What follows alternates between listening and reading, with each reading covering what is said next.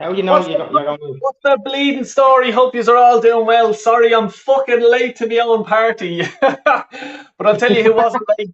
The Man United way here. What's the crack with you, mate? How are you doing, Marco? You alright? Yeah, not too bad, mate. Just keep your head down on yourself. Yeah, I know. Yeah, I'm just fucking. I was. Do you know what I was doing there? The last bleeding minute, getting. We're going to on holidays tomorrow, and getting the fucking dog groomed and shit like this, and it comes. Oh, Jesus, the whole You lot. went in, The whole 9 yards. yeah. Here I went in for an old fucking shave myself today, getting fresh for tomorrow. you Where you know. heading? You're going to Spain, eh? Yeah, going to Salou. Yeah. This thing's the Lovely, size. lovely. But sorry, just 1 second there. But yes, I'm going to just sort of start talking about the season, like, for, let's say, other supporters as well as Arsenal, like, you know what I mean? And if Of anyone course, wants of to course. drop in or whatever like that, I'm going to drop the link in now in a few minutes and walk away from that. But look, we'll start with yourself, Marco. Man United. What's the bleeding story with Ronaldo? To be honest with you, I don't know. I don't think he will leave, to be honest with you, because the club can't let him go. Yeah, Because I can tell you really good, because unfortunately, and I'm sure there's clubs out there that can afford him, right? But it's not the actual money that pays for the player, it's the wages. I don't think the clubs out there can afford that wages. At this present moment, I don't think they can. but like, what with the likes of? Sorry, Connor, how's it going? Thanks a million for dropping in, buddy. No worries, man. This is Mark here. He's a Man United fan for his Nice troubles. to meet you. We all have problems. So But, the same, so the same with clubs. No, but it's a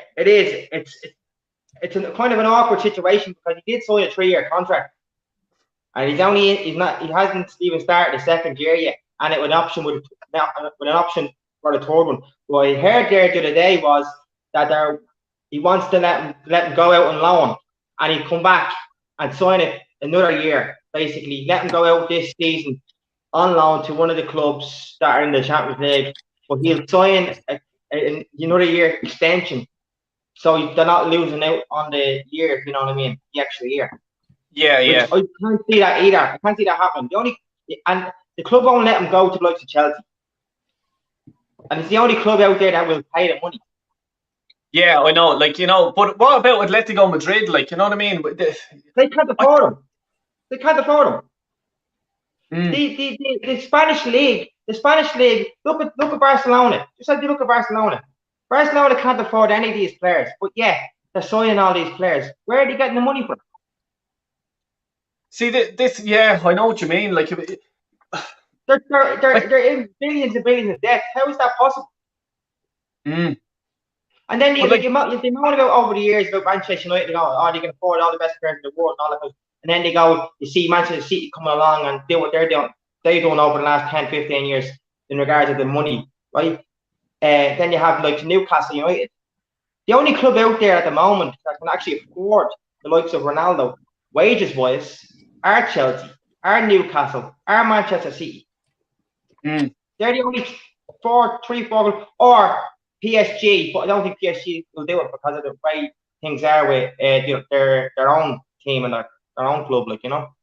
Mm. But, Like, is United sort of pinning this on that? Yeah, we put him out on loan wherever he goes on loan, but next year we have to have Champions League football before he'll even absolutely, entertain. 100%, 100%. That's the only thing they can do. The only thing they can do. Yeah. Now, I was listening to an interview with Rio Ferdinand, right, on his own YouTube channel, right, on Rio Ferdinand's own YouTube channel, and he was asked a question. He actually done a lie detector test, right? And he was asked a couple of questions, and one of the questions were asked to him was, do you think Man United will let Ronaldo go? And he said no. Do you think Ronaldo will leave Manchester United? And he said no. Now, he's the only one that's very close to him. Yeah. I'm sure he would know if he was going. I know what you mean. Yeah. I honestly think. And then they're saying about, oh, he left early after the pre-season game before the game was finished. So fucking what? Yeah, I don't read too much into that myself either. Like, you know what I mean? Mark, I'm just going to bring in Connor here. Connor, what's your sort of view? What was that? What was that again? what do you think of the Ronaldo situation? Like, do you think he's going to stay at United? Is he going to move? What do you think? I think with Ronaldo, there's a lot of I think him and Ten Hag are really going to clash if he stays this season. I think there's a lot of power problems between the two of them. I think Ronaldo wants to be. It looks like he wants to be the captain of United if he does stay. It looks like he wants to be the top man, obviously. You know, getting tons of goals. If I look at it right now, I've got to say, I think it's best for Manchester United if he did go, because I feel like there's going to be a lot of negativity around Man United this season if he stays. I think there'll be a lot of problems. I think, I don't know. I just feel like this should. Where do you think he'll go? That's the thing, because the problem with Ronaldo right now is if he does go, no one wants to pay his wages. But if we're going to be realistic, and the only option I can see, in my opinion, would only probably. I'm surprised Chelsea didn't go in for him, if I'm being completely honest with you. I'm really shocked about that. I'm shocked that Tuchel didn't want him, but that's another story for another day. But I wouldn't be surprised if a Sporting deal came through. Honestly, But how does that work? How does that work? They don't have that type of money. I know that's the thing, but like it's always around the news like he's going to do a whole spiral. You know, he's been back to United, now he's going to go back to Sporting. But do you know what? If he does leave, I do generally think the only logistical option would be Sporting, even though it may not happen. But he probably will stay. They're saying that they're going to cancel his contract. Cancel his contract. Cancel his contract and let them go on a free. Now, how is that fucking possible? I think it's crazy. Do you know what? The one thing I can definitely compare United and Arsenal with is our outgoings.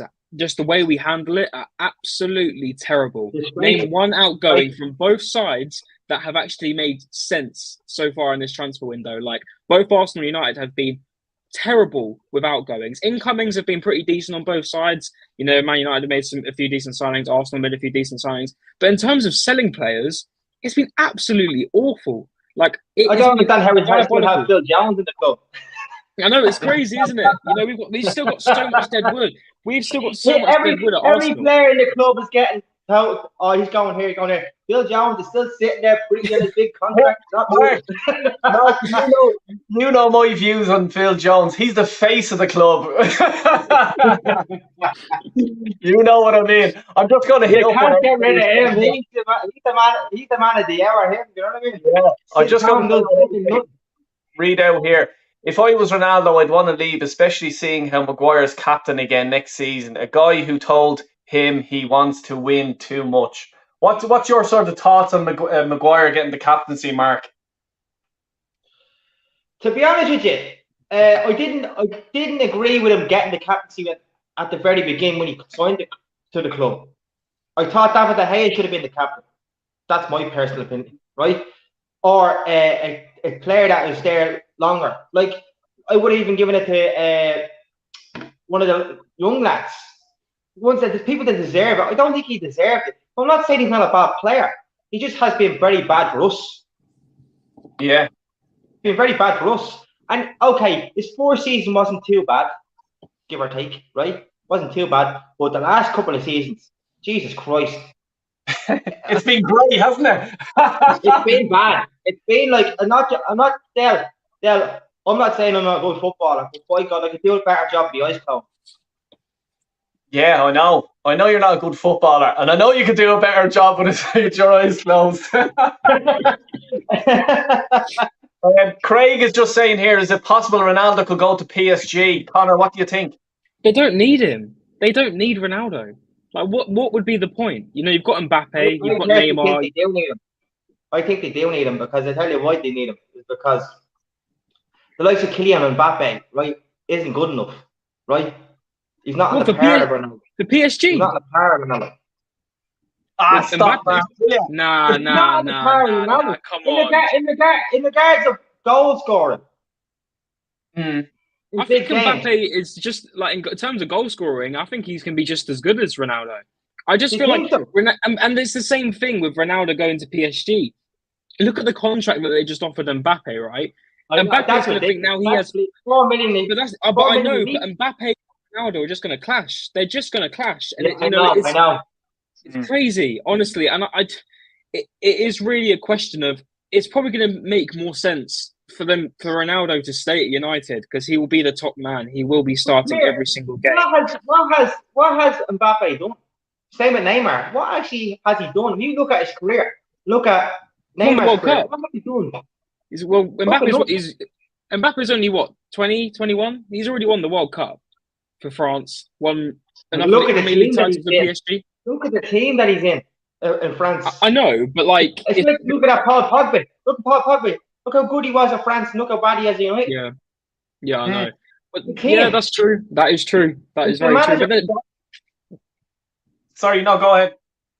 It's the manager of France. It's a brilliant manager for France. But if you took him out of France employment, Premier League team, I don't think he'd be good enough. Yeah, you could. But for me, I'm not saying he's not a bad manager. The French manager is a very good manager for France. But I don't think if you took him out of France and put him in like a Premier League team, likes of Arsenal, likes of Manchester United, likes of Chelsea or Man City, or even in Newcastle, I don't think he'd be good enough. Yeah. I think if Mbappe, like, I know he's in France, and I know a lot of people like to call France like a really easy league to compete in, which I can somewhat agree. And it's a mix mainly of three big teams normally competing. Well, it's obviously PSG who normally take it over. I know Lille went ahead and won the league recently, but I think for me, I think if you put Mbappe in, like, I know how Liverpool were linked with him for quite a while. I think he'd kill it in the Premier League. I really, really do. I'm more of an Mbappe fan than I think a Haaland fan.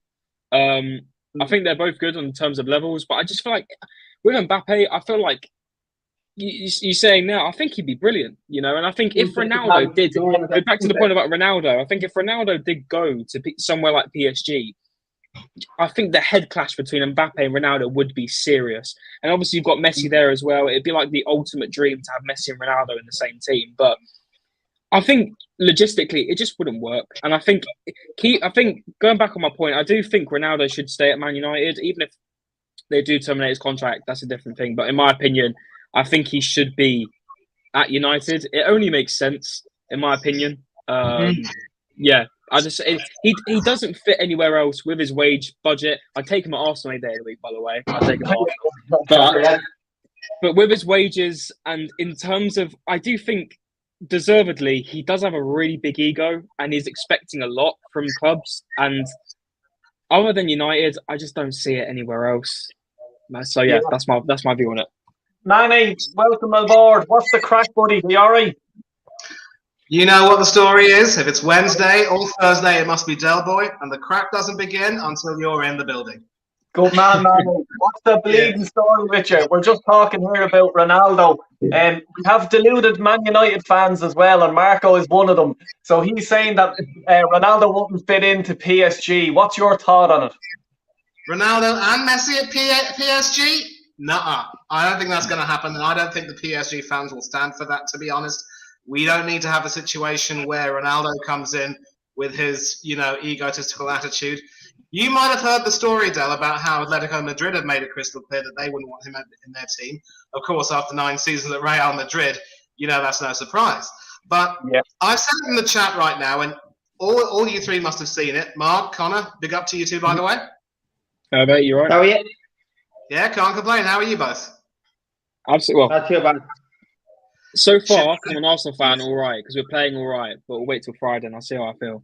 Yeah, ship-shape Crystal Palace, and I'm somewhat, apprehensive about playing them. I'm predicting a 1-1 draw, but that's another story. So here's the thing. I said in the chat right now that United really should get shot of him, and here's the thing. He still, looks physically quite fit if you see some of those shots of his ripped abdomen and torso and so forth, and he does look as though he can still deliver the goods. The only problem is it's a situation right now where he, as you said, I think, Mark, he wants to be the top man in the team. I think he also wants to be made sure that he is captain of sorts. He wants to have the whole play molded around him, and that's one of the reasons why I could never be a big fan of Ronaldo, especially compared to Messi, because Messi's the type of person, yes, it is molded somewhat around him, but he's more of a team man than Ronaldo. And then going back, it reminds me in many ways of how when you have a situation where a guy is in the wrong side of his 30s, is still playing well, but still wants to be the focus of the team at the expense of some younger players, then, that could only be detrimental. And there has even been some talk about how when he hasn't been in the team, goals have come from elsewhere. So if you do take him away, you will lose that star appeal. You will lose that star quality. But it is going to be a chance for United to move on from that personality and sort of build a new identity by themselves under Ten Hag. And that's why I think Ten Hag has made a bit of a mistake by talking about asking Ronaldo to stay.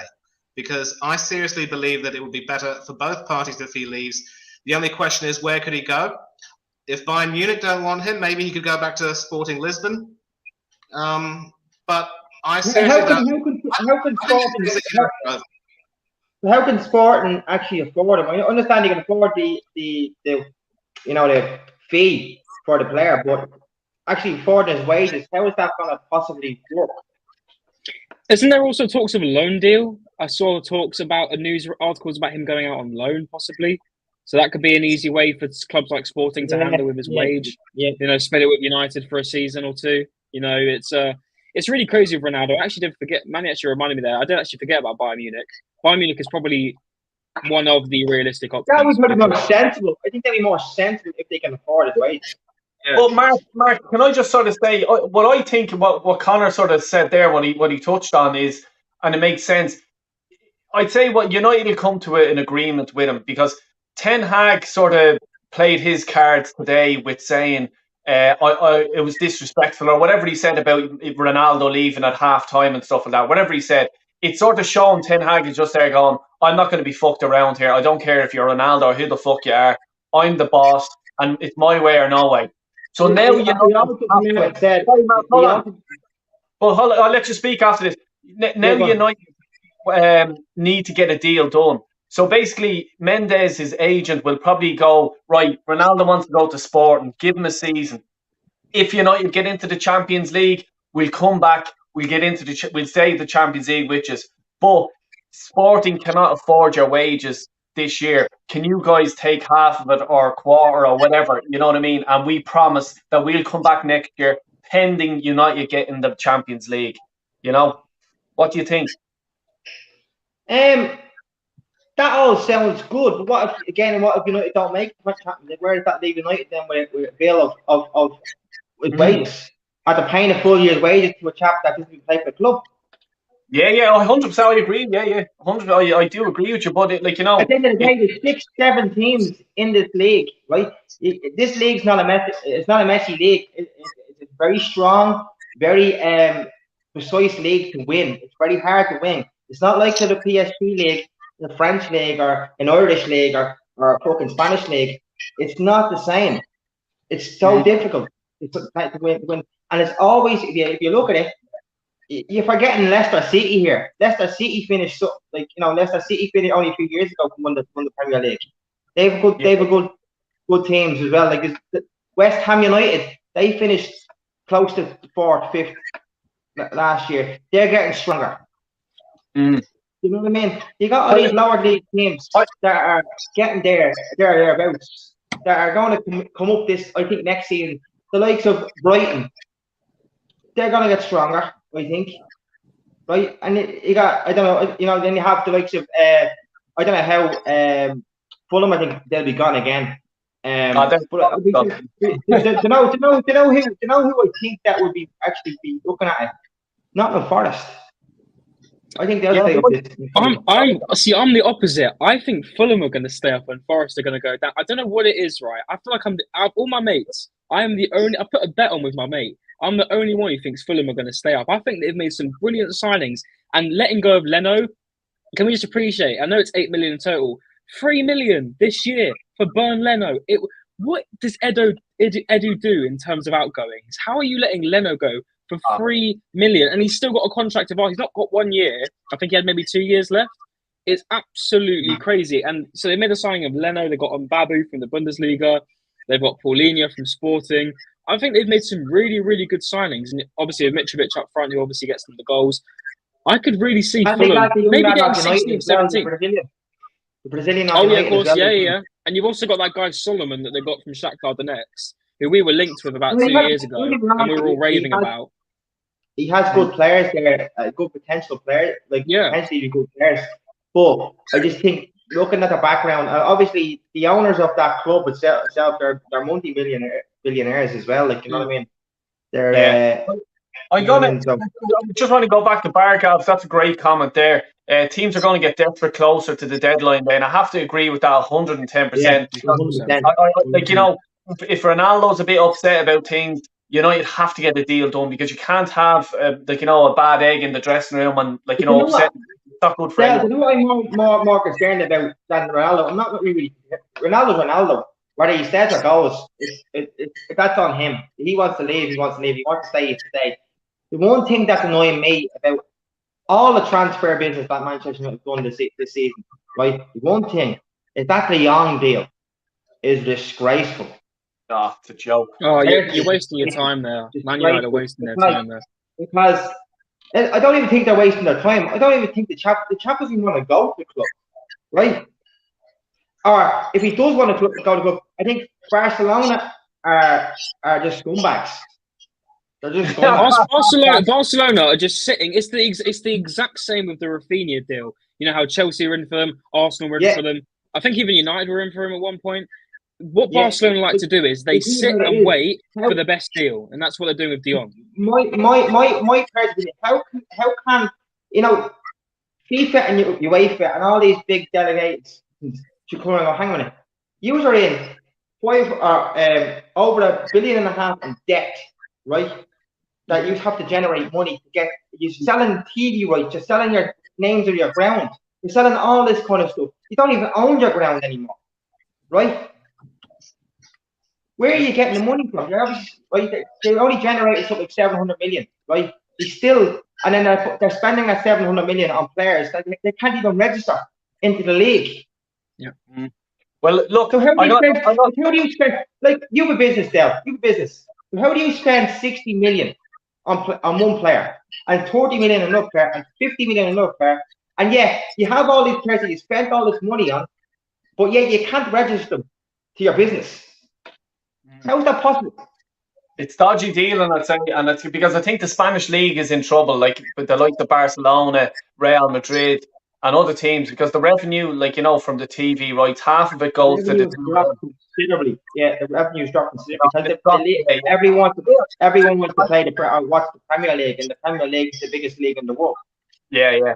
I just want to hear what Ryan is saying, and Manny, I'm coming to you with this one. How about Newcastle going big in pursuit for Maddison? How do you rate that deal? Would you like him at Arsenal, or what's the story? It's funny, Del, because we've been speaking a lot at Arsenal about trying to get Yuri Tillemans in, and here we have Maddison, whom we were interested in at one point, still sitting over at Leicester, and we haven't even bothered to check back in on him. I think it's funny how Leicester not funny, but interesting how Leicester are only too happy to listen to the offers for Tillemans, but want to keep Maddison in. And if they're going to refuse money, the big money from Newcastle, then that could definitely tell a bit of a story there. I think when it comes to a choice between the two of them, Tillemans obviously offers a bit more in terms of probably ability, I would say. Experience-wise, they're both, I'd say, a little bit similar. And I would happily have either one of them at Arsenal, whether it was Tillemans or Maddison. We need a central midfielder, and that is one area where Arsenal have failed to strengthen. What's the use of getting in people like Gabriel Jesus and Alexander Zinchenko, who obviously are winners from their time at Manchester City, if you aren't going to strengthen that area, that pivotal area of central midfield, which could be subject to a lot of injuries and maybe absences due to the World Cup and so forth, especially with Xhaka being on duty with Switzerland and Partey being on duty with Ghana. I'm just glad that Norway didn't qualify, otherwise we would have lost Odegaard as well.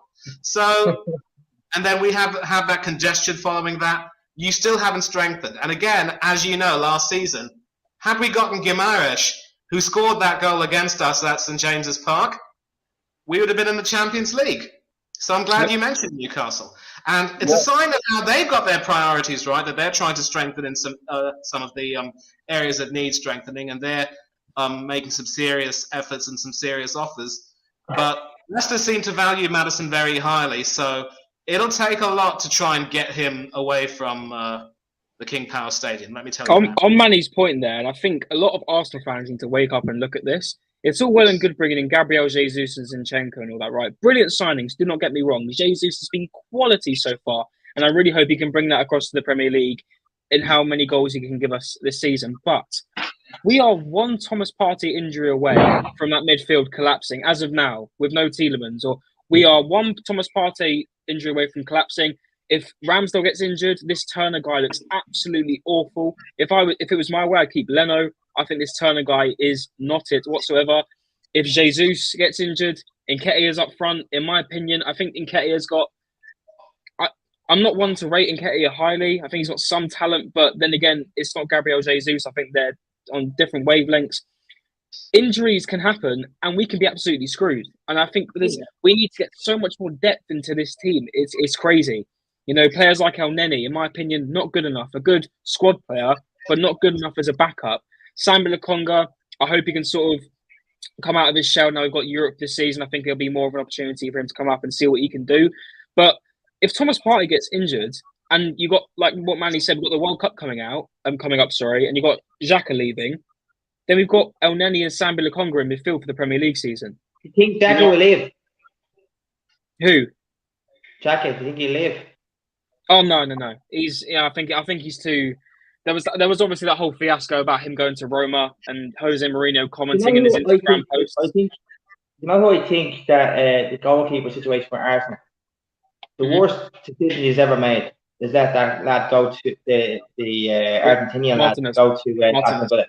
Yep, 100%. He is absolutely brilliant. But what about the man? What you call the other fella as well? That fuck your man. We let him go to Real Sociedad. We had him on loan. What's his fucking name? It's after gone out of my head. Last year was a backup keeper. Oh, Matt Ryan. Ryan.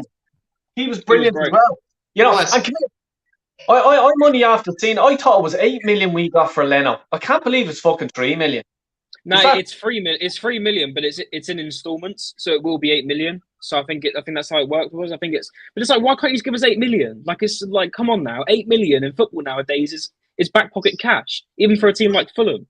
You know, and that's what. Sorry, one thing I want to go back on that. Incomings, we've been all right so far. Like, we made a few decent signings. We need more. 100%. I'm not pleased with the transfer window as of now. Good signings, but we need more. But outgoings were just terrible. And now we're looking to get rid of Pablo Mari. I know probably we're not going to get a lot out of him because he's not that good.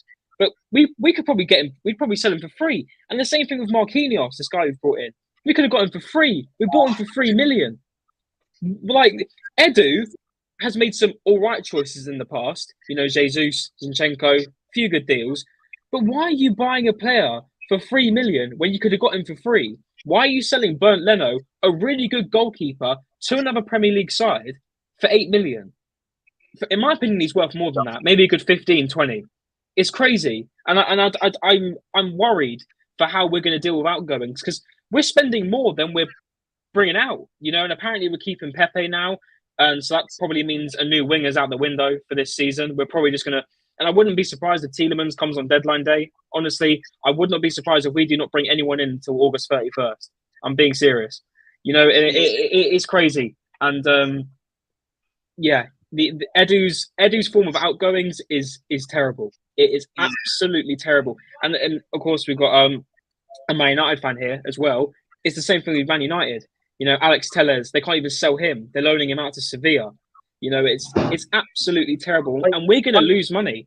We're going to lose so much money. You know how we get let go of Socrates. We terminated his contract. Mesut Ozil obviously left on the free. Mustafi, we terminated his contract. Kolasinac. We could have still got money out of these players, but we decided to add. You know what? Have them for free. Have them for free. Like, what are we? We're trying to make Don't forget Aubameyang. Yeah, Aubameyang. Imagine that. Aubameyang scoring how many goals for Barcelona last season? That's what I talked about, like Manchester United with Ronaldo. It'd be a Aubameyang situation. Lads, I just want to say a big shout out to Diego. Good luck to all on your new Premier League campaign, excluding Friday. I know, Diego, we're playing you Friday, but I want to say, Diego, I'm calling you out, mate. I looked at his Instagram account and he put his predictions for the season, and I couldn't stop laughing in a good way. Manny, I think you know what I'm going to say. He had Arsenal down at 12th. we don't know. We don't know. So I love that. I love that. All joking aside, Del, where do you think, right from the beginning of the season, where do you think you'll end up next season? Oh, I think we're going to sixth, fifth or sixth. There has Cast your been mind back one thing. Cast your mind back to the first 3 or 4 games of last season. You finished, you're bottom of the league, yeah? Because you first 3 or 4 games lost, right? Which is, I found that very shocking. But anyway, the last 6-8 games of the season, you actually done very well. He's done very well. So then we bottled it again. We bottled it again. Yeah, yeah. I know, but where do you think you'll finish? Yeah, look. See, the thing about Arteta is, look, we've had a great window. I have to say, so far, hopefully we get, as Manny said, another defensive midfielder would be great. A good, proven Premiership defensive midfielder. I don't know at the top of my head. I'm sure people in the comments may bounce a few names in there. But if we get them over the line, our first 11 is very good. I mean, very good. But we all know you need more than your first 11 to win the league or challenge for the league. Our bench, is ridiculously weak. It's very weak. They lost to Brentford 2-1 to their second team. Exactly, 100%, and only just in pre-season, So we need to strengthen more, to challenge for the league.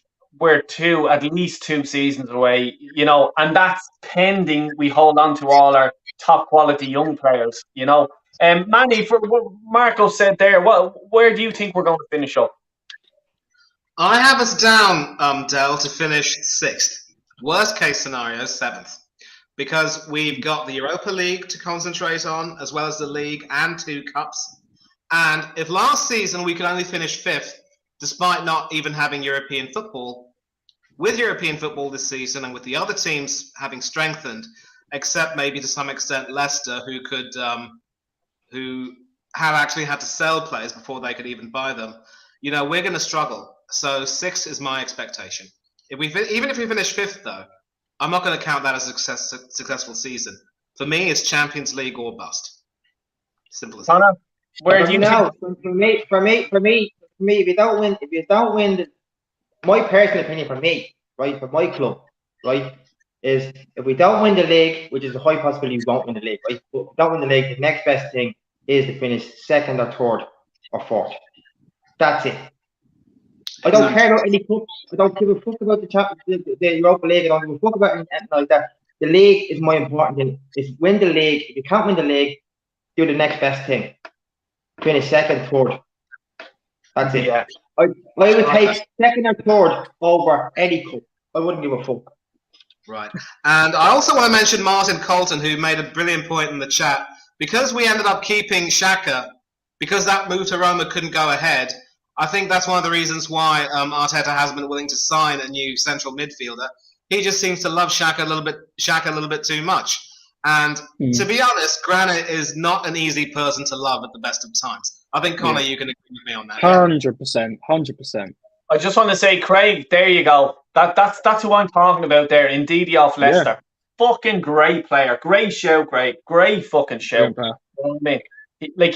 He'll cost a few quid, and I think that Leicester will not want to get rid of him, because if they got rid of the likes of him, they fall apart straight away. But that transfer, they're done. That's one thing I'm really surprised about. Brendan Rodgers is known for bringing in signings, and it's really weird that they've brought in literally no one, not even like an academy player. They've brought in no one into their side. And the fact that they're willing to raise money to even sell Maddison, also looking to, because I think we all know that Tielemans, I think it's pretty much guaranteed Tielemans is coming to Arsenal. I think it's going to happen, whether it's at the end of the window or next week. I think it's going to happen. He doesn't want to be at Leicester. He wants to be competing in a European competition, mainly every year. Whether you're getting out of Arsenal or not, I don't know. But the fact that they're now looking to sell Maddison as well for a higher price it's a bit worrying for Leicester, and especially with Jamie Vardy getting on now as well. How old is he now? 35, 36? I'm like, they could be down very low in the table this year. I know recently they've been trying to get Europe every year, which they have been doing, but well, they haven't this season. But it's very worrying for Leicester, in my opinion.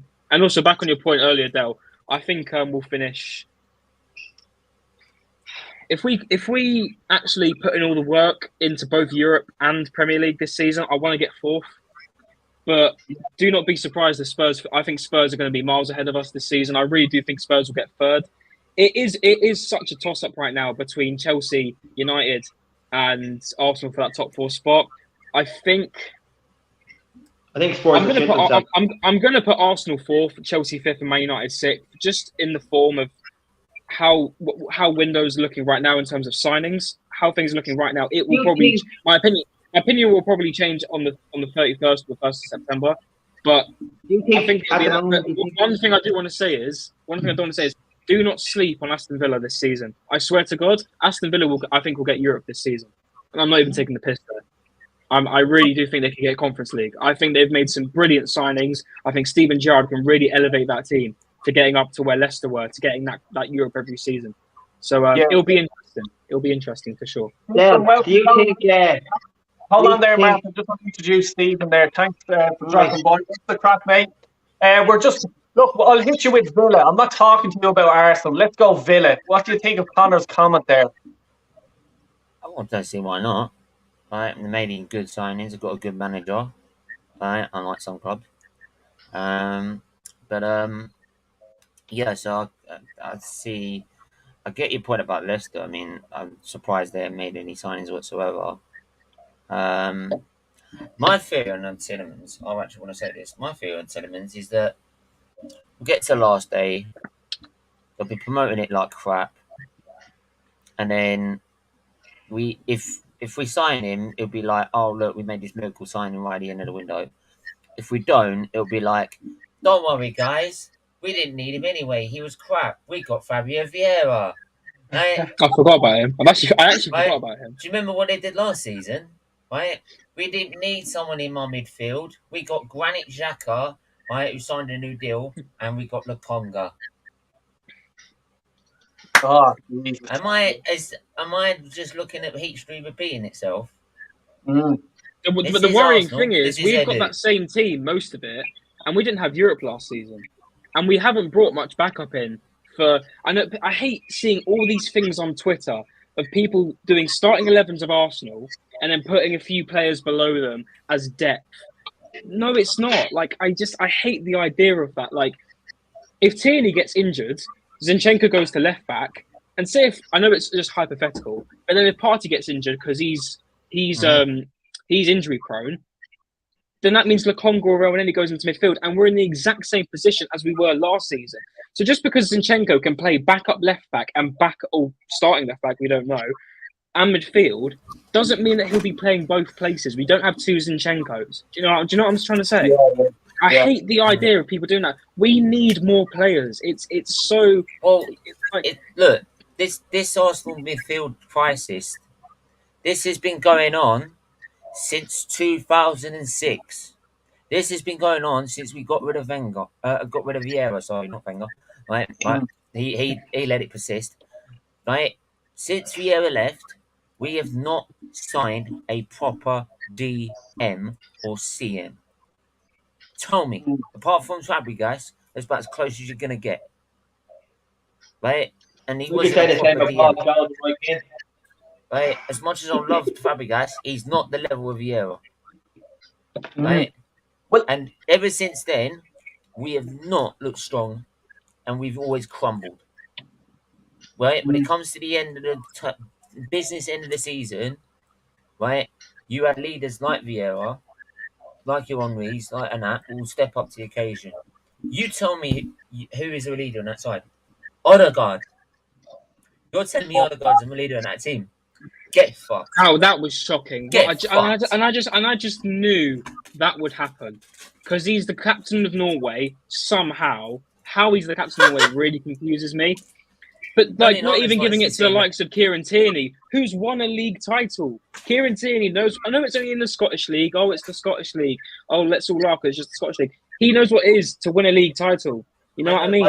I don't like giving goalkeepers the captaincy ban, but even Ramsdale's more of a fucking Yeah. captain than Odegaard. When I think of a captain, I think of either a leading striker or someone from the back. Do you know what I mean? Tony Adams. Something like that. I'm more leading central back or centre mid. Yeah. That's when I can aim effective game. I just want to hit Manny with this one. Thomas Partey, you know, we all know the allegations. I don't even want to talk about it, being honest with you. But if we lose him during the season, you know, what the fuck are we going to do? You know, we've dealt with this. I mean, we've mentioned it. If we lose Partey, then you know we run the risk of having having to put either Bambi Lokonga or El Neni in midfield, trying to plug that gap. And it will definitely be a bit of a problem. And like you, I don't want to discuss that except to say he's innocent until proven guilty. Let that be dealt with outside, and you know, just let that be dealt with away from the pitch. And I want to segue back to your talk about Aston Villa. I actually think they will challenge for Europe, and of course, you know, we've got our ex-keeper Martinez, whom we should never have let go. It was all Arteta's fault that he ended up leaving anyway, and I can talk all day about that. And I think they will definitely develop quite well. I think what Gerrard did in terms of, you know, publicly announcing that Tyrone Mings would no longer captain the team, I think that, to be honest, that was poor form. Saying that he needs to focus on his own game and while handing it to John McGinn instead. I don't like it when managers throw their captains under the bus like that. In fact, Gerrard knows all about that because he got the Liverpool captaincy from Sami Hyypiä in similar circumstances. So that's something which I really don't like. But that aside, I do like what Gerrard has done with the team. I think they're going to need to iron out a few inconsistencies, and once they do that, they could also challenge for Europe, definitely, if not the league title. But as far as Partey is concerned, you've nailed it, Del. We all agree. He's the glue that holds that midfield together. He enables Granit and Odegaard to be as fluid as they are. And if we lose him, you know, as Colin Noel would say, we're effed. Can I make just a point on that as well? The only reason the reason that is because he's actually the only proper decent midfielder we've got, right? And I'll tell you what, if we lose Ed Partey to whatever comes of the, well, I don't want to go into it, right? But say if we do, right? You watch. That'll be the time Xhaka leaves, right? That'll be the time Xhaka walks out the door, right? Or the idea will give him his testimonial, right? If we keep him, then they'll probably sign him on another year contract or something. I don't know, right? Xhaka's not going. Xhaka's not going anywhere. Like, that guy's getting a testimonial if Arteta stays here. I'm telling you, this guy, what did he do when he was going to Roma? Please stay here, please. Right? Begging. I can't believe he's been here for 5-6 years. I can't believe that. Mate, he's been here for so long. Isn't it weird? How is it? Is it me or just coincidence? We've not been in the Champions League since he signed. Oh, for fuck's sake. We get qualified. We haven't. No, let me change that before someone changes it. It says 16, 17, right? We haven't qualified from Europe since for Champions League since he joined. Right. Do you know what? Can I ask you a question? Can I ask you a question before you finish up? I'm just sitting here listening to what you're saying about Granit Xhaka. I actually think he's a good player, right? But fuck off with that. Honest to God, he's not as bad as I think. Do you know what? No. I agree. Do you know what? He's not as bad as if you look at it, I can actually agree with that. The same thing with Paul Pogba. You can't blame it all on him. It's a team game. I think if you look at it in this perspective, if you look at it in this perspective and you throw in Sambi Lokonga, so say for example, right, we go into Crystal Palace and we have Sambi Lokonga and Partey as the two midfielders. As much as I hate to say it, and with Arsenal, there's definitely a love-hate relationship when it comes to Granit Xhaka. I do think, as it stands with the midfield right now, if you remove Granit Xhaka at certain points, I do think the midfield is definitely losing something. You know, I think Xhaka, as much as he does have the stupid mistakes and he loses his head extremely easily, it's crazy how that guy loses his head. For the age he is, he acts like he's 16 on the football pitch. Anyway, but I do think that he can definitely be replaced. Bloody hell, he can. But as it stands, if you take him out of Arsenal's midfield, I do think there is a part that is missing in terms of control in that midfield. I think him and Partey do solidify well, but Partey can have another midfield partner who can do the job that Xhaka does, but better. But there is definitely faults in Xhaka. But I do understand your point there 100%. He is, but Connor, he's not great, but he's there. You know, I'll take your point on that. But then, say like we're getting Tielemans, everyone's saying like Tielemans or Paqueta. Hang on, why aren't we getting both? Why aren't we getting both and shoving the Xhaka to the side? Paqueta wants Spurs. Right. The other one Arsenal apparently wants Spurs. Yeah, well, which I don't blame him. Well, I don't blame him because they're Champions League and Europa League. Maybe if actually Arteta didn't bottle it, then we actually would be in the talking point, wouldn't we? But there you go. Apparently, fifth was good enough, right? Lads, I just want to sort of let Marco back in there because I want you to fucking explain your opinion there. I'm fucking you under the bus, basically. What do you have to say? Like, the way I look at it is, I'm not saying he's not a bad player. Like, he's obviously a good player, but you can't blame it all on one player. It's a team game. Yes, he's been bad in certain games, but he's also been good in other games, right? It reminds me a bit of Paul Pogba. He's hot and cold. You don't know what you're gonna get. You don't know what you're gonna get. You see him 1 week and you see him for a month and he's fucking brilliant, right? And then the next month he's nowhere to be even seen. But see, the thing about Marco, he gets fucking brain farts and he just does something stupid. No, that is the thing. That is the thing. And look, whenever he's played well, I've granted him every success. I've granted him every sort of of praise, right, when he's done well, right? But when you've joined a club and you've become, and you've not even the longest player that spent the longest time in the Premier League, and yet you're the one that's made the most mistakes out of anyone in the league. Have a word. Of course, I understand that. I think the guy can even bounce it off himself and into our own net, for God's sake. Like, come on. I understand that, but it reminds me of the likes of Paul Pogba. Paul Pogba is one of the best players. No, I'll take Paul Pogba. I'll take Paul Pogba over him. I understand that point of view also, but I'm saying it reminds me of the situation that Paul Pogba was in. One month he's fucking brilliant, next month he's non-existent, right? And then you don't know what you're gonna get. Is he going to come and play football? Is he going to just stand there and fucking cry? Do you know what I mean? Yeah. Do you know what I mean? Well, what I want to do is I want to sort of, let's say, we're going to give everyone, we're going to just sort of bounce around everyone here. We'll start at the bottom. Who's getting relegated, all right? Now, try not to talk over each other so we can just get our opinions clear. So I'm just going to look. I'll start with you, Stephen, right? Do you want to name your three that you think are going to get relegated this season? And then I'll come to you, Manny, and then Connor. I'll have to look at the fucking thing first. Hang on, I don't know. You do your homework. I'm going to say... I don't know what the... It is difficult, by the way. This is really going to be really difficult. I think Fulham will go. I'm not sure about Bournemouth. I think Bournemouth have a tendency to stay up. I think Bournemouth might stay up. I think Bournemouth will go down. I think Bournemouth will go down as well. So who you're saying? Fulham, Bournemouth, and then I think Brentford will go a poor season. Second season. They're my local team. Right, yeah. Any Brentford fans, sorry. Right. Mr. B fired up you in here and go. Yeah, they're literally down the road from me. That's right. There's a Brentford fan who's a channel member. He's just become unchanneled member.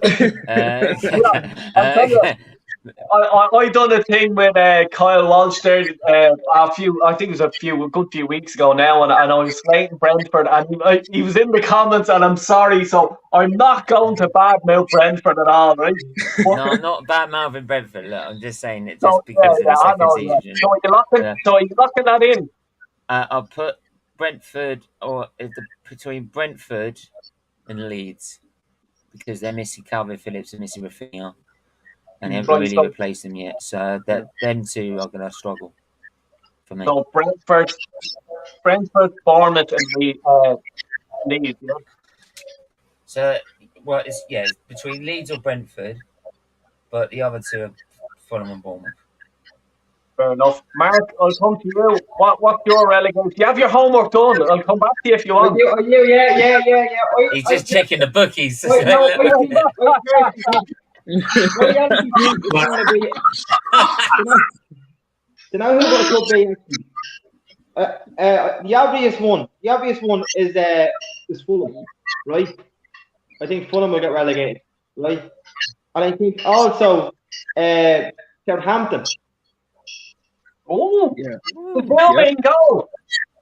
I think Southampton, and then the other one, it's a toss between Crystal Palace and Brentford. No, not Crystal Palace. No way, not Palace. No, not Palace. I don't think they're gonna do anything. Mark, I told you who's getting relegated, not who's going to win the FA Cup. They're not going to do that either. I don't know. Crystal Palace. I know they have your ex-footballer a captain there as manager, but I don't think he's good enough as a manager. Fair enough. That's your opinion, man. Like, you know what I mean? So who are you locking in for relegation? Who do you reckon? So it's going to be. I'd say Fulham might still get relegated. I'll go down to the last day, I think, but I think Fulham might get relegated. Fulham, I think Southampton could be down there also, and then Brentford or Leeds. I don't know. Toss between the two. Brentford or Leeds. Jesus Christ, that's two of you now saying Brentford. Right, Manny, hit me up. What's the story? Well, I don't have Brentford as my candidates for relegation. I think they will do fine. I think the manager over there will make sure they're well drilled and try and recover from the loss of Ericsson. For me, Fulham, definite. Yes, they've signed Bernd Leno and a few others, but I still believe that they will struggle a little bit. $3 million. They're definitely candidates for going down. Bournemouth also haven't strengthened, which is a worry to go down. And so my predictions are very similar to Stephen's, except while I think Brentford will stay up, Leeds definitely look a dead cert to go down for me. Without Phillips, without Rafinha, even if Bamford is there, I don't know if he'll score enough goals without a good quality midfield to help him. So Fulham, Bournemouth, Leeds. But it will be a struggle for Leeds. I mean, you know, it could be Everton who might fall down. Southampton's a good shout. Brentford, I don't know, but Everton and Southampton could be at risk. Yeah. Mr. Fulham, or I mean Connor.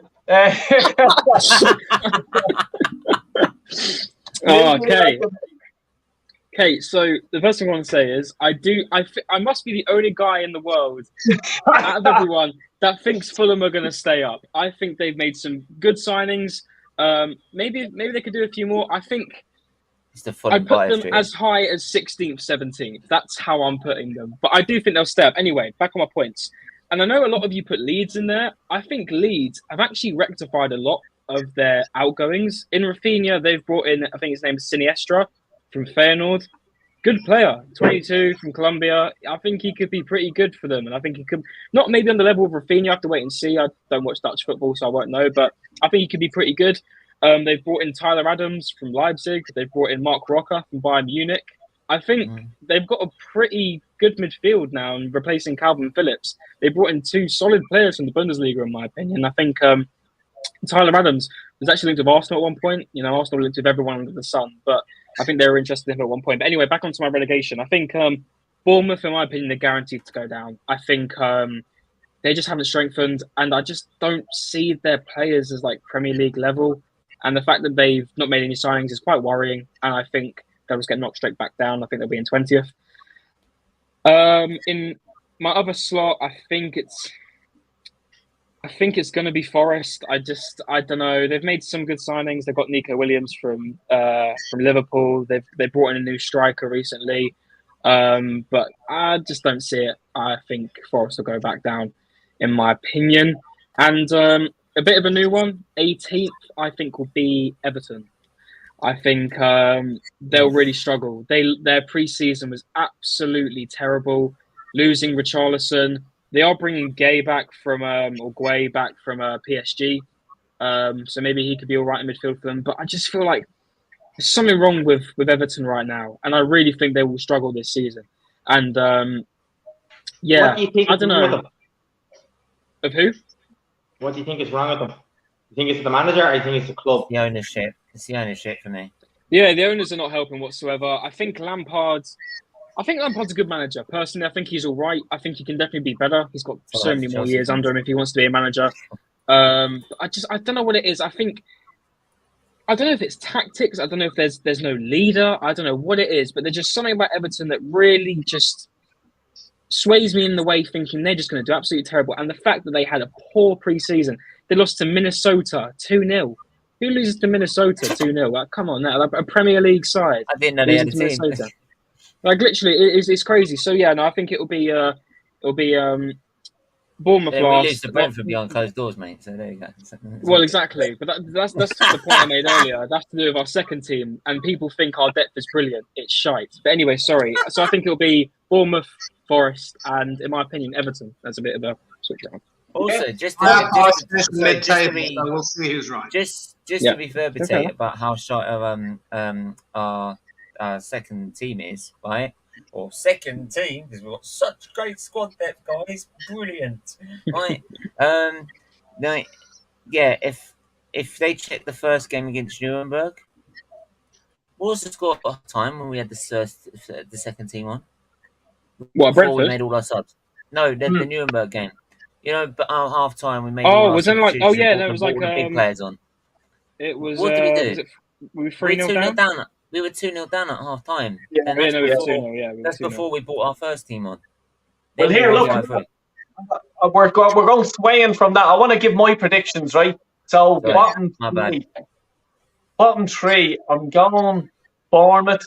No disrespect to them. I just think they're not good enough. You know what I mean? I think they're going to be one of these clubs like West Brom, where a yo-yo club for a while. They'll get relegated, might come back up. No, I don't think the finances are there to secure them in the league for as long as we did previously. So I'll go Bournemouth. Arsenal. Into League One. But I think my next team, I'm going to go. Yeah, Fulham. I'm sorry, they're shy. No,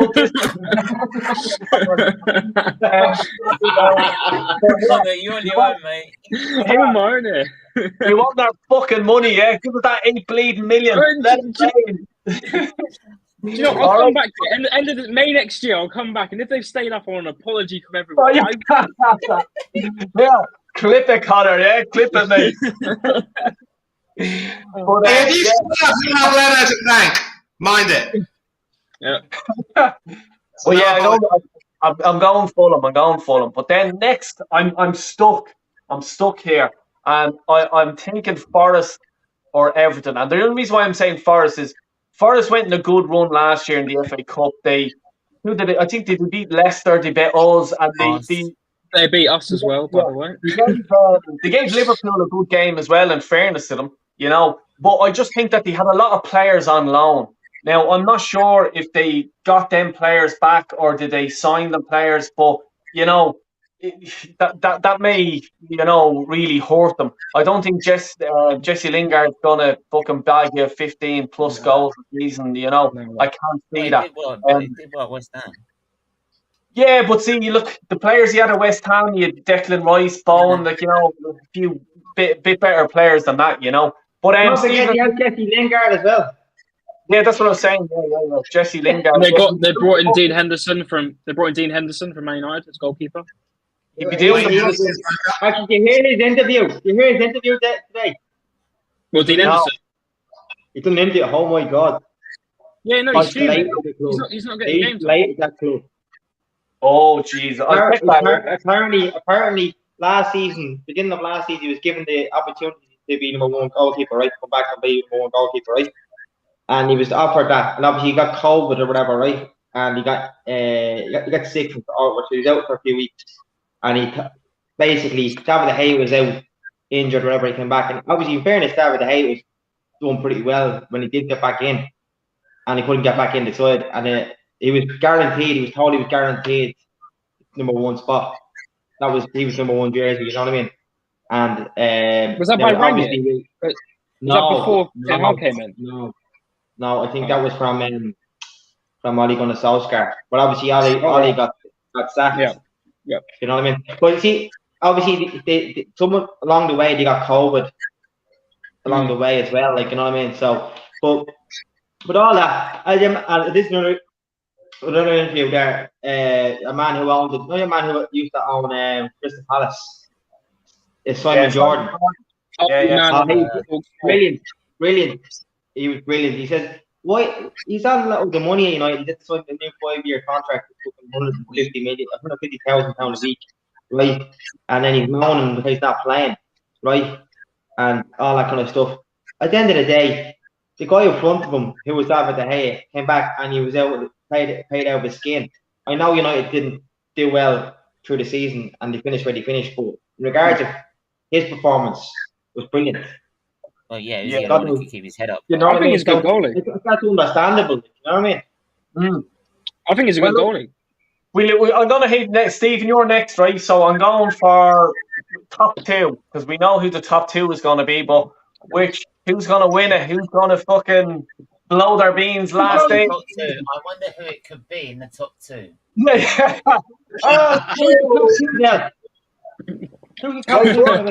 And lads, try not cut over each other. So go ahead, Stephen. What do you think? Who's going to win the league? I think Liverpool are going to do it. Why? Will you fuck off? I feel Liverpool are going to do it. I feel Liverpool are going to do it. I don't know why. I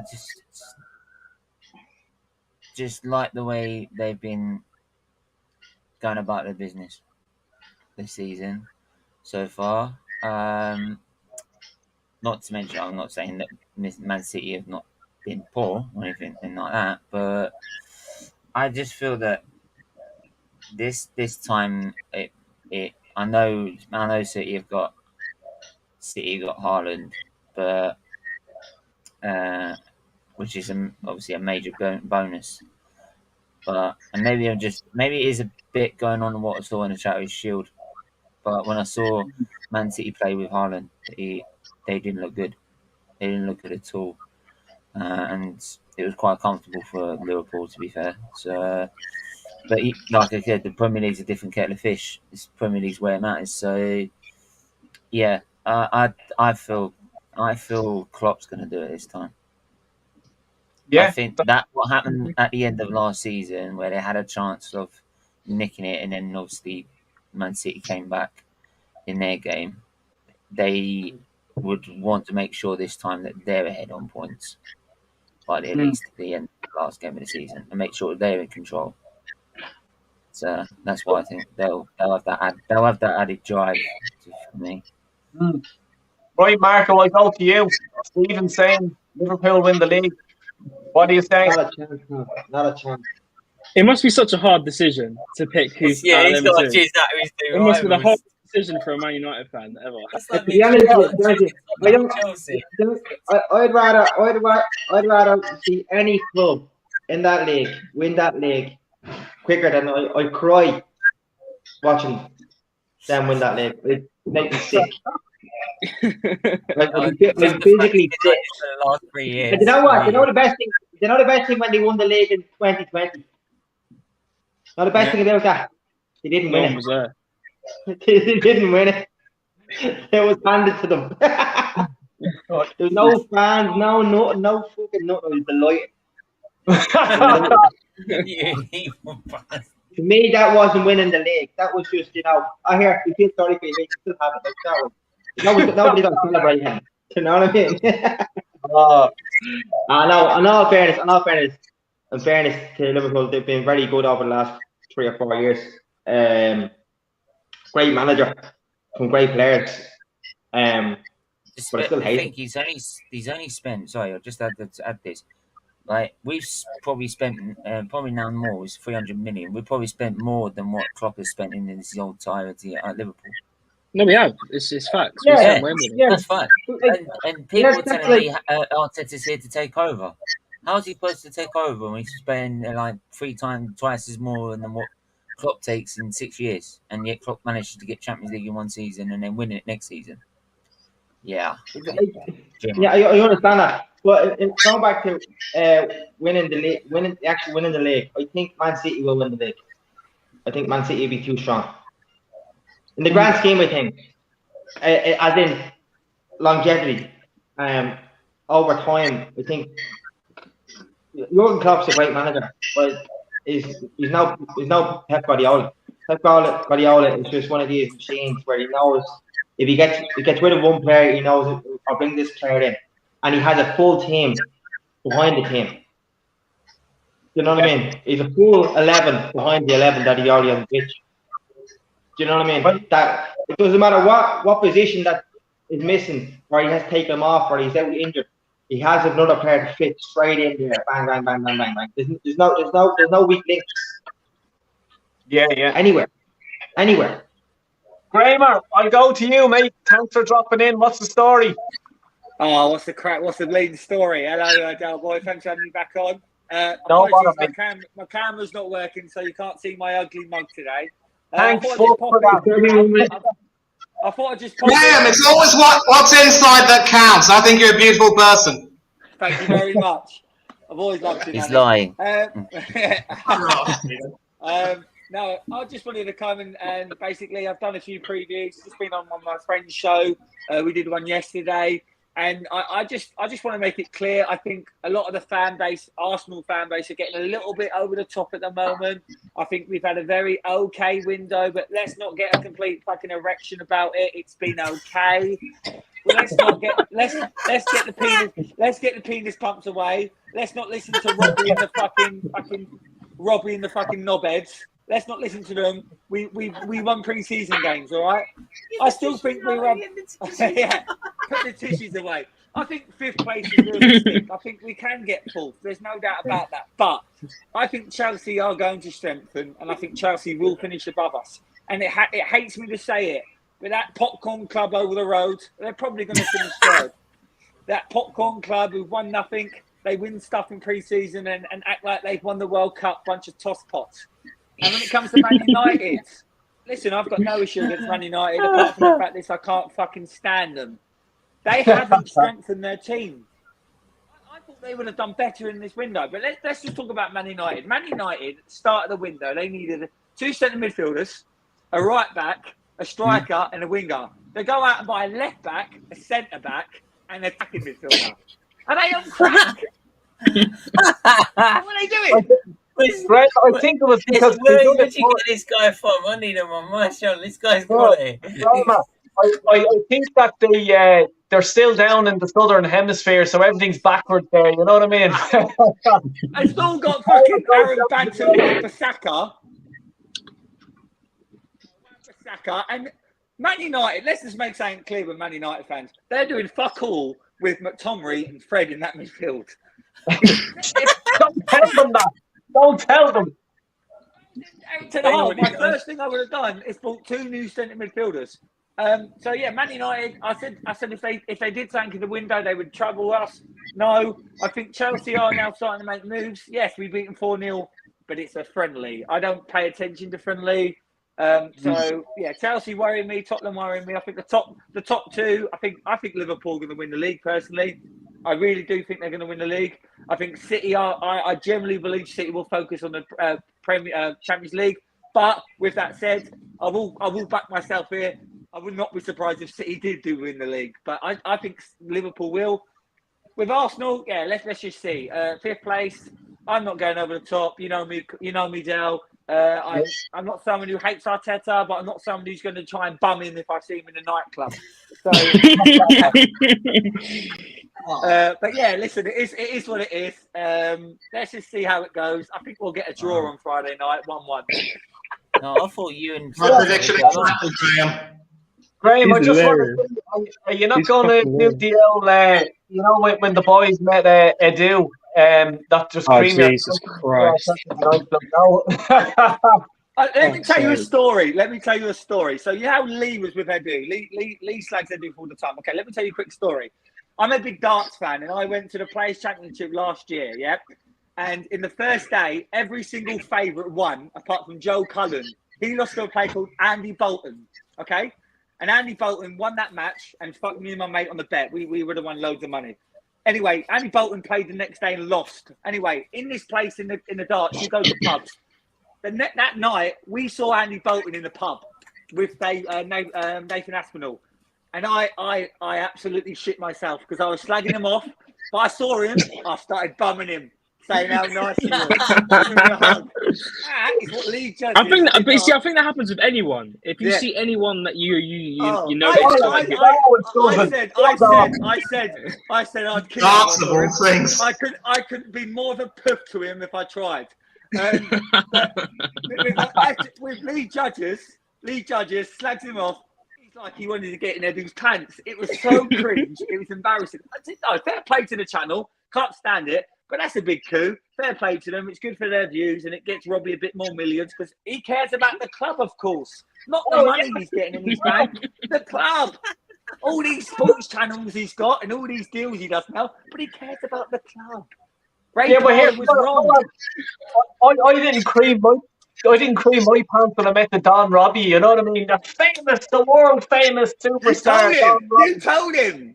Yeah, exactly. And I'll fucking tell him again. I was only talking to myself and Kyle Walsh are going over to the Everton game as well. Like, you know what I mean? So we'll have a chat with a few of them, you know.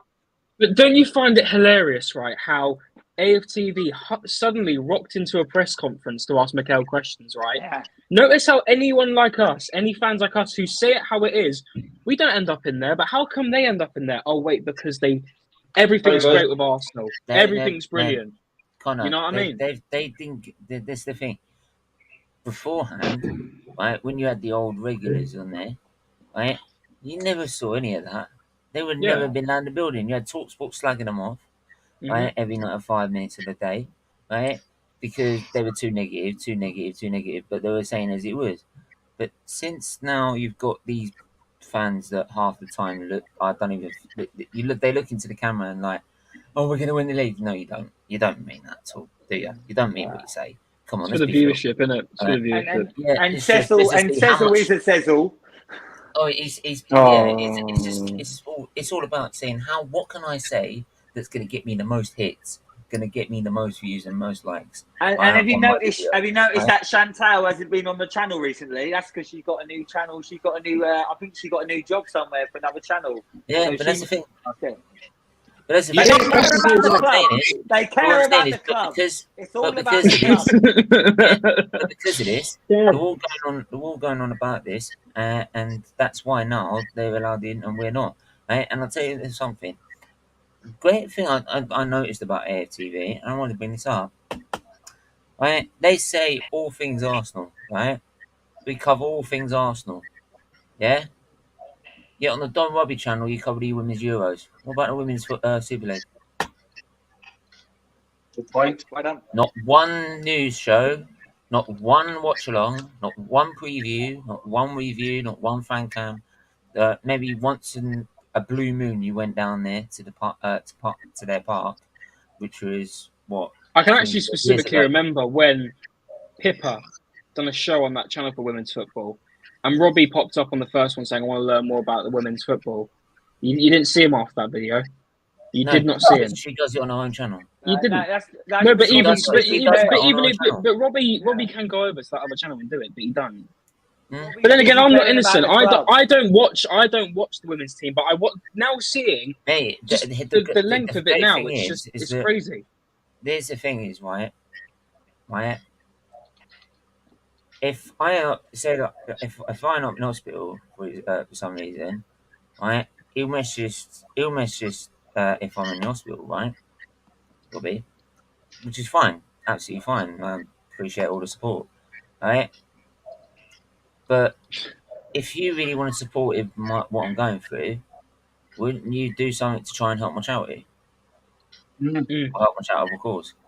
Because you know my channel's all about charity. I don't make money from it at all. Yeah, you know. Unfortunately, Robbie's busy caring about Arsenal Football Club. Like that. You know what I mean? Look, see what happens next on night fucking over. Come here, I don't want to start drifting off and talking about them. They do me bleeding head in. I want to go to Mane. Mane, top two, City or Liverpool. Okay, runners-up Manchester City, champions Liverpool. The thing about Jurgen Klopp is that whenever there's a bit of a setback, he will look to put things right. He does his homework brilliantly. German efficiency at its finest. I also believe that the pressure that Pep Guardiola will be under to try and win the Champions League, as I think somebody mentioned in the chat, I think it was you, Graham, who said he might want to focus on the Champions League. That might also tell. I don't think that City will have the same cohesion even after bringing Haaland in.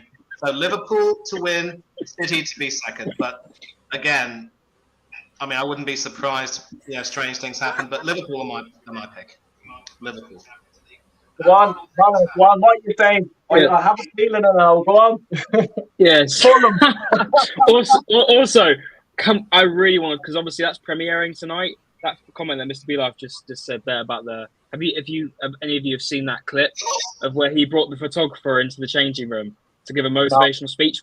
Fair play to him. He's been at Arsenal for I think over a few decades. But what the fuck was that? I'm sorry. I know we won the game. What the fuck was that? Yeah, anyway, listen, my wife did that once when she tried to get me to do the washing up. She bought in the name and I was being a lazy bastard. Anyway, sorry, we're getting off. We're getting off track. I fucking love this club. That's what it says. I fucking love this club. Yeah. Anyway, sorry. So I think for me, I think it's going to be Liverpool second. I think it's going to be Fulham first, in my opinion. But anyway, no, I'm joking. No. I think it'll be. If you flip the table upside down, it will be. No way. I think it'll be Liverpool second and City first. In my opinion, I think I know we've seen Nunes getting a goal and the other day, and it's all whoopee-doo. He's now the best player in the league, which is what I've been seeing on Twitter. Now, don't get me wrong. I think Nunes can definitely be a great player for Liverpool. I think what we're taking the other day from Haaland missing that penalty, I think it was, and he missed a couple shots. I think Haaland will bag easily 25 goals next season in the league. And I think City have just got the better depth, the better squad, in my opinion, the better manager. I think I'm saying a lot of this because I really don't like Liverpool. I think I've got a real agenda against Liverpool, and I don't know why. I can't stand Liverpool fans. I've got a lot of Liverpool mates that are fans of Liverpool, and can't stand the cocky bastard. They're such cocky bastard. I know they deserve the right to be, but I just can't stand them. Anyway, I think Haaland and they've got Haaland and Nunes in both sides of the teams, and I think both of them are going to integrate into the league very, very slowly. And obviously, they got rid of. I think Liverpool getting rid of Mane, obviously because he wanted to leave. I think it's going to be a very, very big hit for Liverpool this season. I think Mane and Salah were definitely those two players that really got the team going up front. And I know they have Diaz and also Jota as well, and of course Firmino and Nunes. But no, for me, I think just for now, City. I know it was very close last season, but I just feel like City are just too dominant when it comes to the league. I can only picture City this season, honestly. And maybe I don't think Liverpool bring in any more signings. I think I don't know. Yeah, no. For me, I think it's going to be City to win the league once again. Unfortunately, I wish it could be another Leicester City season with another team. Just want a bit of change of scenery, but no, I think it will be. I think it'll be City to win the league this season. I'm going to go the same. I'm going to go with Liverpool as well. I think that City are just going to throw all their eggs in the basket. They want the Champions League. I think Rain and Manny were saying that as well. The top four. Stephen, I'll go to you there, man. Who's going to get the next two spots? Well, speaking of the top four, does anyone know about the news on Cucurella? Oh, Chelsea. Yeah, he just signed for Chelsea. Yep. Yeah, just heard that. So does that change your opinion of top four, Steve? Well, it puts a spanner in the works for Man City for trying to get a second right back, left back, or right back. So whichever one. Who's going to be third and fourth? Who do you reckon? That's actually a hijack deal they actually made true. I still think Chelsea will be ahead of us. Chelsea will be ahead of us. Like, why? Mikel Arteta. 2 words. Like, simple. I don't have to explain myself. But who's going to be fourth? Oh no, Tottenham are going to get third. Chelsea Oh, get Tottenham, fourth. Like, Tottenham will get third because they have an elite manager. Like, guess what? He achieved Champions League in 6 months. Fair deal. Magical that, and with no money spent whatsoever. Jesus Christ. Now, Go ahead, Mark. United are going to win the league this year. You know why? Go on. He just signed Tom Huddleston.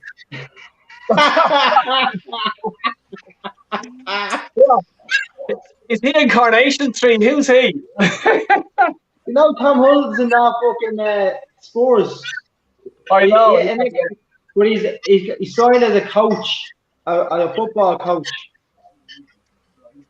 This is great news. It's just been announced. It's just been announced. Fucking Tom Huddleston. Fucking hell. So what, Mark? So seriously, who's your top four? So who's going to come third and fourth? Third and fourth. Yeah. Well, if United don't come third or fourth, I give up. So you're giving up. I'll see you later, bud. In all fairness, I expect United to do very well this season. I'm not saying they're going to win the league. I'm just saying better than they did last season. But hold on. Come here. Take off your fucking United hat, okay, and your jersey and whatever, yeah? And fucking run out your back garden and tell everyone you're a fucking lunatic because United aren't getting top four. I think they will this year. Mate. I think he's no. So look, Beb, look. You've got to be careful here. I know you're in denial that you've got Fred McTominay in your midfield, right? And you like to think that you've got something better. You are completely fucked with that, and you're not getting anything with that guy in there. Simple as that. Like just for a minute. I know. I'll give you therapy for it. No, look. Like, in all fairness, I think. You've got Tom Huddleston joining your freaking coaching team. I mean, seriously, how I know. much did you get? Huddleston of all people. What's he got to do with Man United?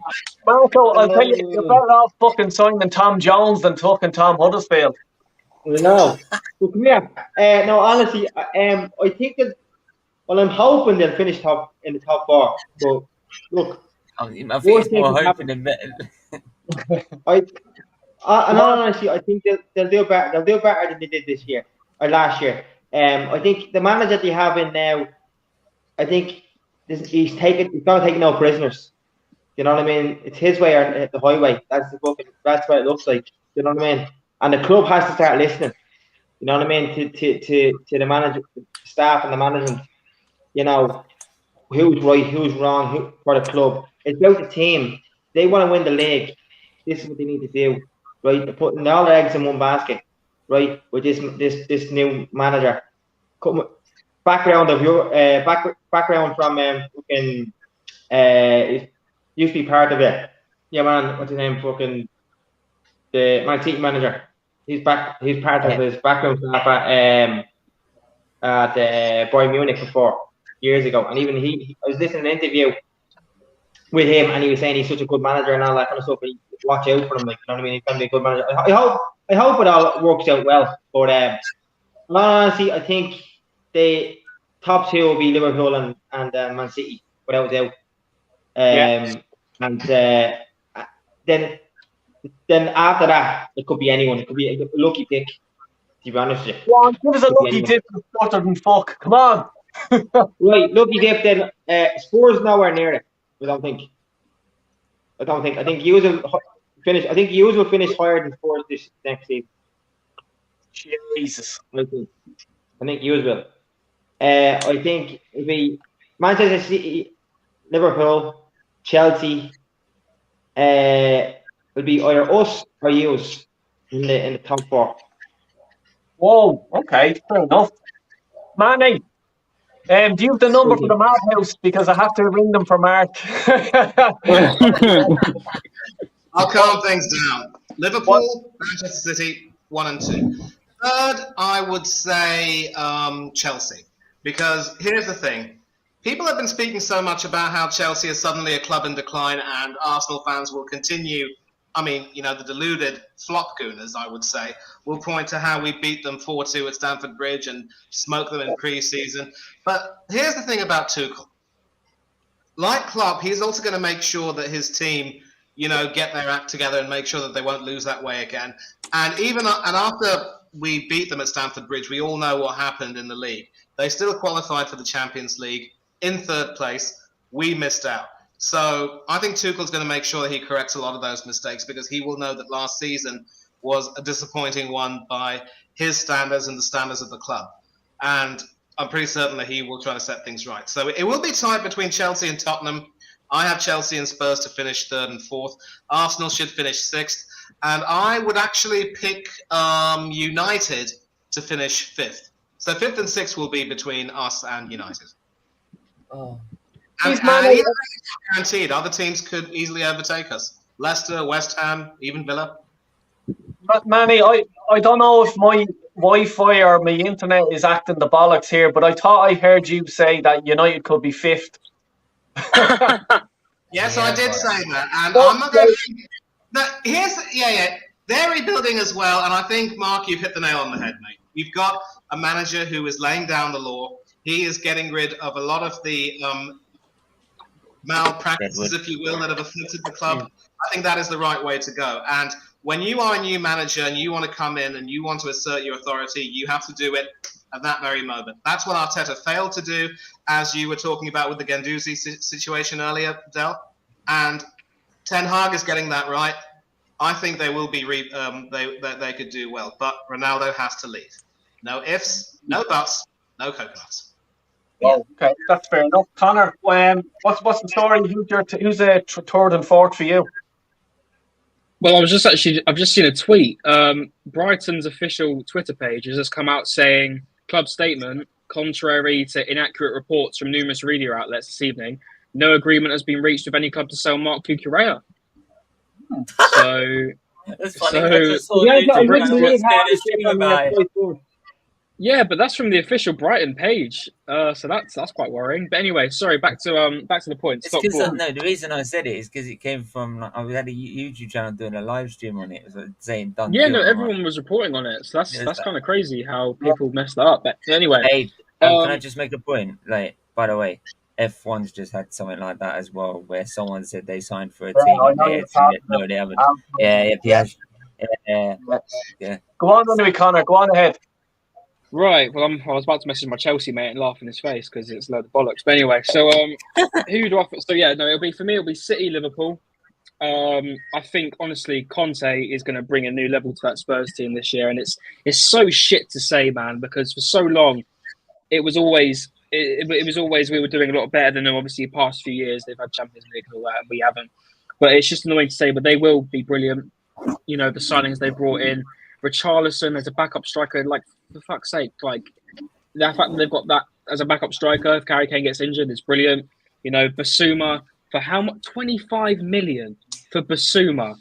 He's a fucking Arsenal fan, and we didn't even get him. And look at Man United, wasting their time on De Jong. They could have had Basuma, like us, Ruben Neves from Wolves, all these players that were... Anyway, I'm getting off topic here, but no, I think Spurs have brought in a good amount of players, and I think they could possibly bring in a few more. I'll put them third. And fourth. If I'm basing it on how it looks right now, and I'm going to be a cocky bastard about it, and I'm probably going to get shot in the arse, but I'm going to put Arsenal, and I don't give one. And the way I see it is, the way I'm looking at it is right now, Chelsea have no striker, bar maybe putting Havertz up front. I know they've got Raheem Sterling as a new winger for them, and and obviously Timo Werner is about to be looking to be sold to RB Leipzig possibly. I think Chelsea are really just missing that striker. You know, when you come up against a team like a City, and they got Haaland, you know, like Haaland's like maybe guaranteed to get a goal today. When you look at Chelsea right now, who are you looking at and thinking they're gonna get? He's gonna score today. He's gonna get a goal.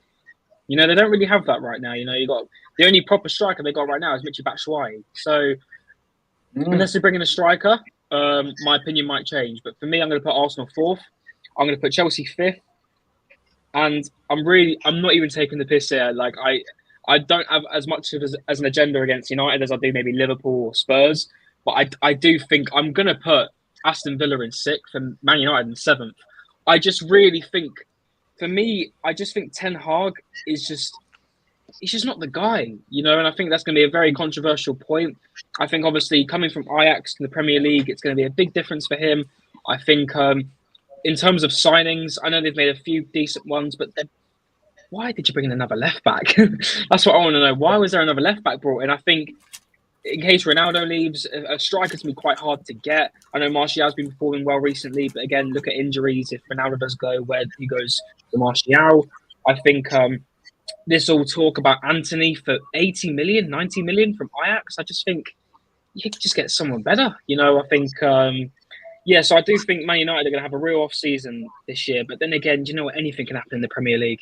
United could win the league for all we know. You know, you never know. But that's nothing against Man United. Do you know what? I probably prefer Man United out of a lot of the top 4 teams or top 6 teams. But no, I'll go City, Liverpool, Spurs, Arsenal,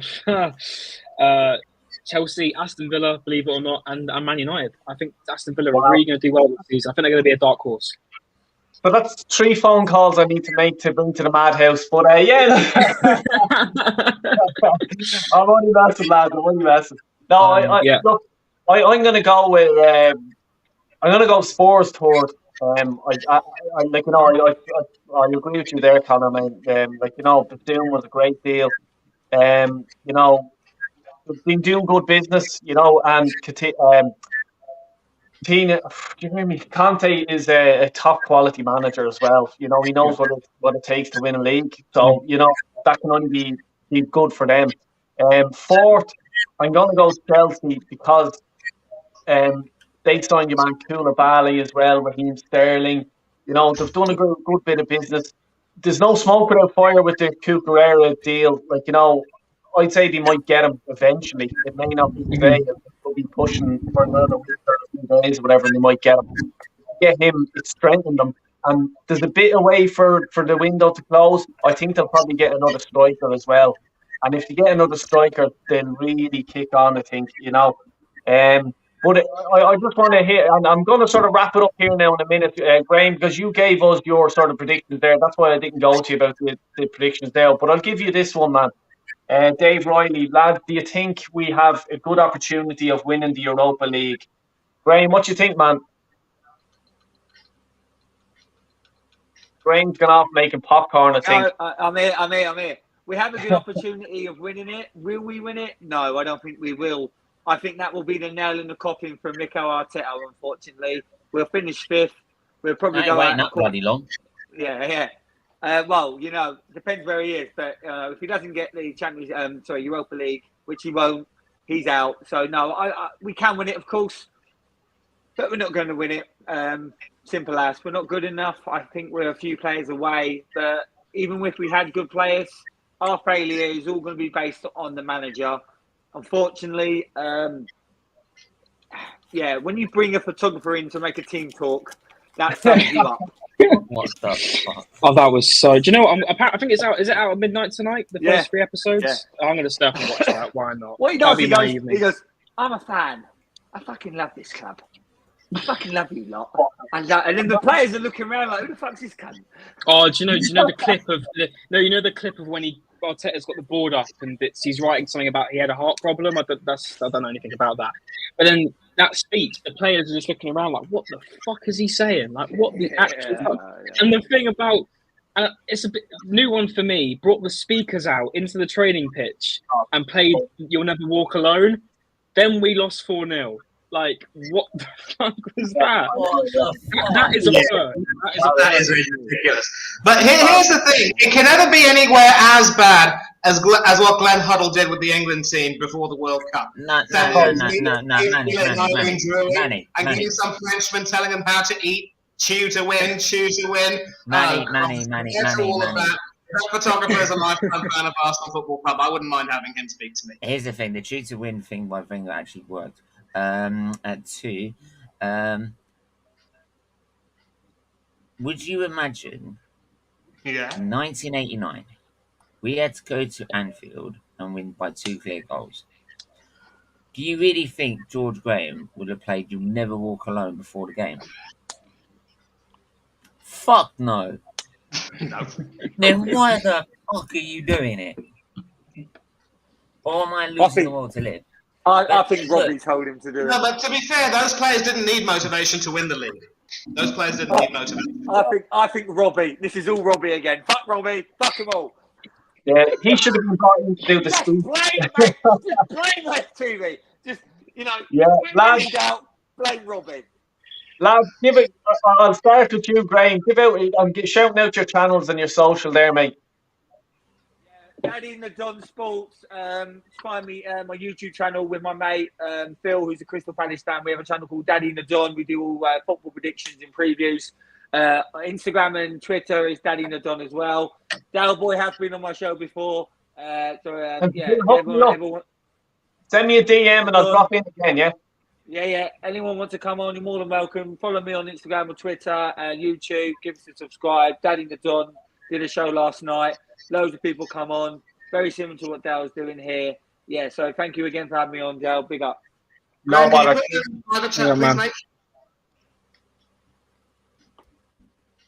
Sorry, yeah, Stephen. Sorry, Manny, what were you saying?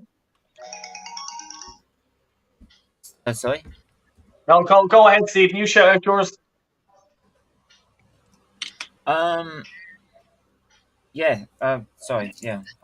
First of all, thanks for having us on, as usual. No bother. Make sure everyone subscribes here first. And goes follows everyone that's on the panel as well. Make sure to check out SVT TV. We do Arsenal and football content as well, whilst raising money and awareness for Children's Liver Disease Foundation. So if you could leave a like, share, subscribe, and you can become a member as well to help with donations, that'd be really, really appreciated. We also have my F1 channel as well, which I've just started, which is going all right for now. SVT F1, so make sure if you're an F1 fan, check that out as well. Cool, yeah. Cheers, Steve. Thanks, Mark. Do you want to do socials or Twitter or Instagram or anything like that? Sorry, Dale, I can't hear what you're saying, what? Do you have any Twitter or YouTube or what are you doing? What's your socials? Do you want to I've only started doing it up at the moment, so I've nothing at the moment, but I will eventually get everything started. Yeah. No bother at all, man. You know what I mean? So I've only started doing this. This is all new to me, you know. I'm not usually centre of attention. That's why he said United would finish fourth. He's not. He's Yeah, still learning. I didn't know that. Mark, now fuck off back to Old Trafford. Manny. Yeah, socials, you can catch me on Twitter at Thangadarai1981. Instagram, it's MannyThangadarai1981. You will see me floating around. You will also see me a lot more on Stephen's channel and, of course, on our dear friend Mr. Delboy Gunner's channel. I love floating around. I love chewing the fat. I love spewing some guff. That's just me. Can I just say something about? Sorry. I know you want to go down, Manny. You have the most delightful voice. I can imagine you saying someone you're a muggy cunt in the same voice. No one would get that. I just think it's brilliant. I love his voice. No, I've never heard someone say that before, because here's the thing. You hear my voice on video on playback, and I absolutely detest it. In my head, I think I sound okay, but on the video, I don't. So for you to say that means a lot to me. I love it. Brilliant. Manny, Manny, you've been on my channel so many times.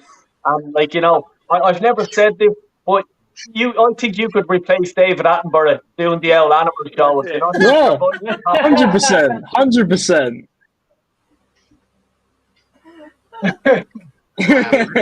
Speechless. Thank you, boys. Connor, want to shout out your social page? Oh Christ! Well, I haven't uploaded on YouTube in months because I've just started a new job. So, but I want to start getting out on the watch along soon. You know, watch this team driving down to the guy this year. But no, it's a CMO on YouTube. For some reason, it doesn't like to come up on the YouTube search bar. So just type in my name, CMO, then Arsenal. My channel should pop up for you guys. And I'm doing some editing work for Stephen as well. And I've got Gracie Mann doing some work for her as well. I do editing. I've done some stuff for Del Boy as well, his new intro. So just follow me on Instagram, cmo.editing. And if you need any editing for your channels, for your Instagram, anything like that, hit me up and I'll sort you guys out. So, yeah, cheers, Del, for that. And thank you for having me on once again. Yeah, no bother. I just want to say to every one of you that have come on tonight, I really do appreciate it. Like, you know what I mean? Thanks for all your points. And, like, your valid points may be good and bad and middling or whatever, but at least we found out tonight that, Manny can do the next David Attenborough gig. We found out that Connor's a Fulham fan, Don't tell my Brentford mates, they'll kill me. My Brentford mates will kill me. Don't tell them. I've learned a lot about you guys today. Mark, the straight jackets will be there soon enough, right? So don't worry. Don't leave for Old Trafford yet, mate. And Stephen, you just be Stephen. Don't be fucking interrupting everyone. How many messes? Quick question for you, Dale. Quick question. Of all the signings that all the teams that we talked about that you support, right, or don't support, at the moment, who do you think has done the best business? I'd say Spurs. Basuma was a great deal for them. Really was, and it's probably because I'm fucking jealous. I really wanted them at Arsenal. But I just think Conte at the start of the window, he just went in and said, "I want fucking this, and this." And he went out and he got it. And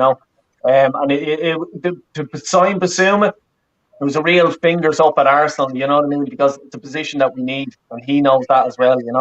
But great. Look, guys, I have to shoot because I'm going to Spain tomorrow.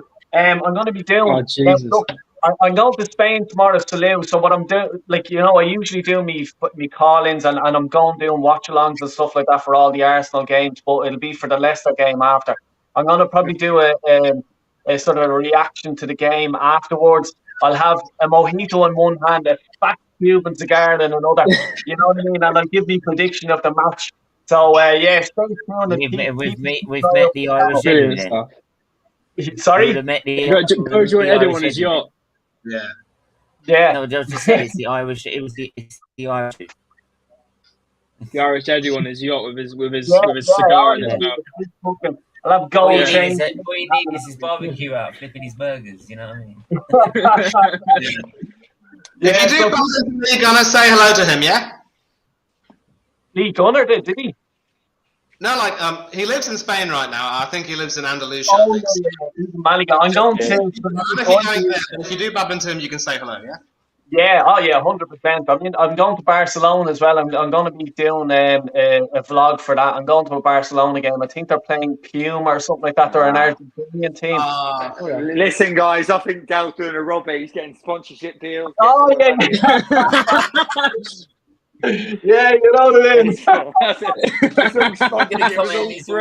You watch this next stream, he's going to come out in all this Puma gear, you know what I mean? He'll come out with getting sponsored by that. Before you start the video, make sure you check out this ad. He's going to have 2 accounts. Thanks a million, guys. Yeah, again, thanks a million for you coming on, and everyone in the chat as well. Really do appreciate it. We can't do it without you guys. So yeah, look, keep an eye out on the channel and please subscribe and everything and like all the videos for the other guys as well. It's not easy, as they say. Thanks a million, everyone, and take care and God bless.